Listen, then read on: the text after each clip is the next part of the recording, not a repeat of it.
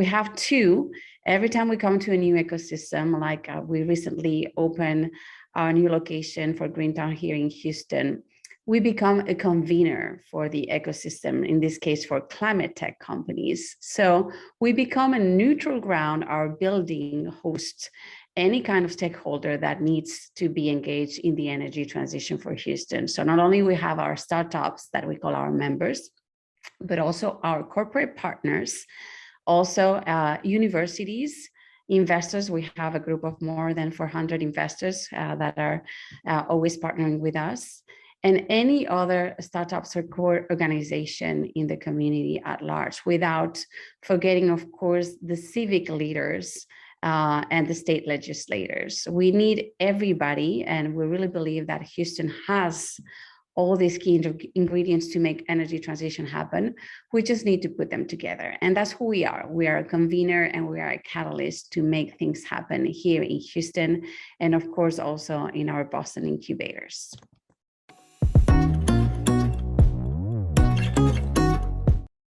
And in terms of success, what we define success is the KPIs is not only the typical KPI that a normal acceleration program would have, that is funding. For us, it's much more wider than that. We are not having 20 companies that are solutions desperately looking for problems. In our case, the problem has been set out by the corporation. And for them, the KPIs is not only about funding those companies, and sometimes we select only 6, that's the maximum of companies that we've selected in the past. It's also about establishing pilots, joint development agreement, commercialization agreements, joint ventures, having them as providers or outright acquiring those companies. So it's much, much larger than that. And our success rate has been of around 70–75%. If you compare with other acceleration programs, normally is in the 30%.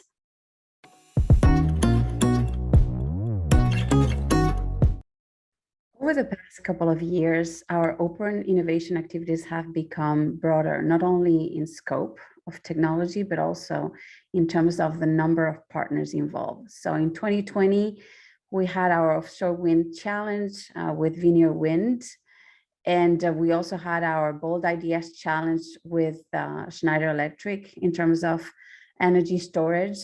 But then, we started with challenges that are a little broader in scope, like our Carbon to Value initiative, that had many more partners also. Not only we had Greentown involved, but also the Urban Future Lab at NYU, Fraunhofer, USA, and we're also supported by NYSERDA and the Consulate General of Canada in New York.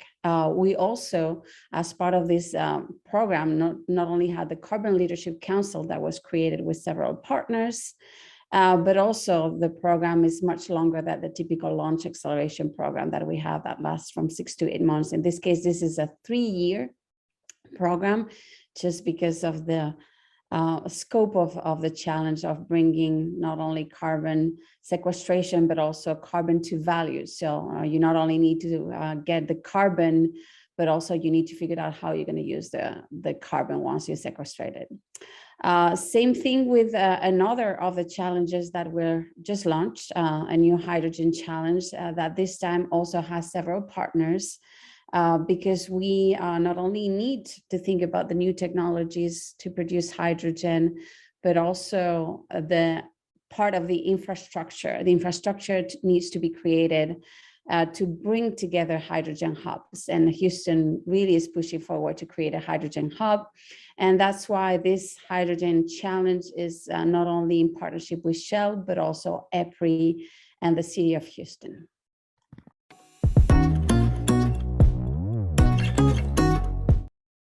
COVID has definitely impacted the way we do open innovation at Greentown. Not only most of our services to our members became virtual, but also for our launch acceleration programs, our companies used to have a travel stipend, come to Boston, do the program, and also be having a stipend for that too, while they were spending 6 months here in Boston. Things became virtual, and actually that led to quite a lot of advantages. we didn't have a building in Houston, and we still had 30 virtual members that got to know about Greentown even before we opened our building, and then converted pretty swiftly into on-site members. For our acceleration programs, there were several things that happened. We had a Kaiteki or circularity program with Mitsubishi Chemical that was led from Mitsubishi from Japan, and it was a very good thing that we could do it virtually. The same thing with the Healthy Buildings Challenge with Saint-Gobain. It was good that it could be done in a virtual way, and also incorporate Houston to the challenge as the first launch program that we did after the Houston grand opening. So now things are going to be hybrids. Our next challenges are going to be partly virtual, and then we will do the opening and closing days for those programs on site, sometimes in Boston, sometimes in Houston.